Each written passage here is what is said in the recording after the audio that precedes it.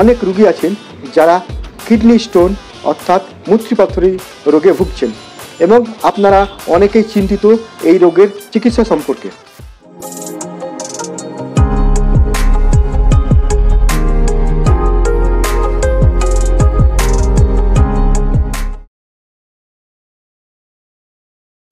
Good morning, আমি doctor Mohammad Ismail Sheikh, BHMS Bardhaman university, একজন বিশিষ্ট হোমিওপ্যাথিক চিকিৎসক, লেখক।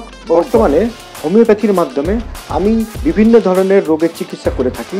তার মধ্যে উল্লেখযোগ্য হল বন্ধ্যাত্ব ও মহিলা রোগ, যৌন রোগ ও শীঘ্রপতন, অটিজম ও শিশু রোগ, গ্যাস্ট্রাইটিস ও আলসার, সায়াটিকা, প্যারালাইসিস, অ্যালার্জি, আঁচিল এবং অন্যান্য বিভিন্ন ধরনের রোগের চিকিৎসা করা হয় এবং এই রোগের চিকিৎসা সম্পূর্ণ সাশ্রয়ী, আধুনিক এবং পার্শ্ব প্রতিক্রিয়াহীন চিকিৎসা।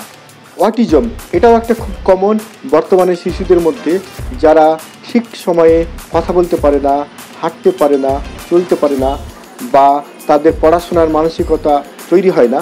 এই রকম অটিজম রোগের জন্য আপনারা হোমিওপ্যাথিক চিকিৎসাকে ব্যবহার করতে পারেন।